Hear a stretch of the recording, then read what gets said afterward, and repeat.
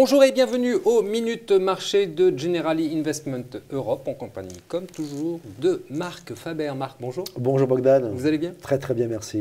Alors, avant de vous céder la parole, je vous propose un petit retour sur le mois de février avec Emmanuel Brault. Emmanuel, c'est à vous. Bonjour Bogdan. Alors après un mois de janvier difficile, février s'est révélé de bon calibre pour la majorité des marchés financiers, y compris les émergents. Février confirme au passage le retour en grâce cette année des pays du sud de l'Europe, qui avaient pas mal souffert ces derniers mois, et confirme aussi le petit coup de mou de Wall Street, qui reste tout de même pour beaucoup d'observateurs le marché à suivre cette année. Alors pour l'instant, mars s'annonce plus délicat pour les marchés d'actions en raison de la situation en Ukraine. Toutefois, c'est surtout le marché russe, déjà en difficulté ces derniers mois, qui en pâtit le plus. Par contre, cette tension profite à la dette européenne et pas seulement aux taux français et allemands, puisque comme vous le voyez, l'Italie et l'Espagne sont aussi concernés. Le 10 ans espagnol est même tombé à son plus bas depuis 2006. A noter aussi, Bogdan, le bon comportement des valeurs moyennes. Elles à qui on reproche souvent de flancher les premières dans les périodes de stress font preuve d'une belle résistance, en tout cas pour l'instant. Voilà Bogdan, ce qu'il fallait surtout retenir de l'actualité immédiate. Je vous laisse à votre invité pour en savoir plus sur les prochaines semaines. Merci Emmanuel. Marc, l'Ukraine, c'est grave ou pas? Pas vraiment. Ah. Pas vraiment, pourquoi? Vous avez vu quand même la chute du marché russe? Oui, mais il ne faut pas tout confondre. Je pense qu'il ne faut pas confondre, faut pas confondre l'évolution à court terme des marchés boursiers. Il ne faut pas confondre non plus les éléments géopolitiques. Il ne faut pas non plus confondre le fait qu'on va rentrer en guerre aujourd'hui. Donc oui, c'est grave d'un point de vue, on va dire, géopolitique. Sincèrement, je ne pense pas que ça conduise sur un conflit armé entre les grandes nations, du moins je l'espère, mais ça me paraît quand même fort peu probable. En revanche, c'est ennuyeux pour les marchés financiers parce que ça crée un surcroît de nervosité. Est-ce que ça vous incite à changer un petit peu vos positions en action? Ça nous incite surtout à être neutre aujourd'hui. On était avec plus optimiste ces dernières semaines.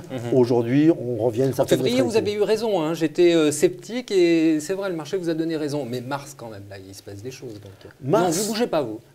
On était avec une prédominance action, oui. Majoritairement en action. Aujourd'hui, on revient à neutre parce que la situation n'est pas très claire. Moi, je vous dis, les marchés vont être nerveux au gré des déclarations de M. Poutine. Néanmoins, il n'y a pas de raison d'être pessimiste. Les actions européennes, parce que depuis 3 ans, vous conseillez fortement les actions européennes. Elles sont quand même directement concernées, là. Vous ne pouvez pas le nier, ça. Alors oui, on est concerné, mais on est plutôt concerné du bon côté, puisque jusqu'à présent, on était plutôt orienté vers l'Europe du Nord, et maintenant, depuis 3 mois, on se déplace vers l'Europe du Sud. Et vers l'Europe du Sud, on est intéressé par quoi? On est intéressé par la reprise de cette zone géographique, on est intéressé également par la reprise de la consommation, on est intéressé également par le fait que ces pays s'améliorent notablement. Donc nous investissons aujourd'hui dans des entreprises qui sont plus tournées vers leur économie interne, vers la consommation intérieure.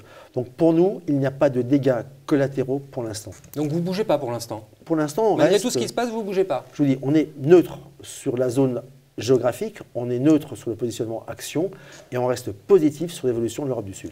Et comment est-ce que vous pouvez associer prudent et positif? Concrètement, ça se traduit comment? Prudent parce que quand les marchés sont chahutés, ça ne sert à rien de se précipiter. Positif parce que si les marchés sont chahutés, ça veut dire qu'il y aura des points d'entrée. Et comme nous restons positifs sur la zone de l'Europe du Sud, eh bien, toute baisse des marchés financiers sera sans doute pour nous un point d'entrée. Et puis comme je l'ai dit, nous cherchons des entreprises qui sont très tournées vers la consommation intérieure de ces pays. Et donc pour nous, s'il y a une légère correction, ça veut dire qu'il y a des opportunités. Marc, en tout cas, on vous le souhaite. Merci pour toutes ces explications et grand plaisir de vous retrouver sur ce même plateau début avril. C'est moi qui vous remercie, Bogdan. À très bientôt.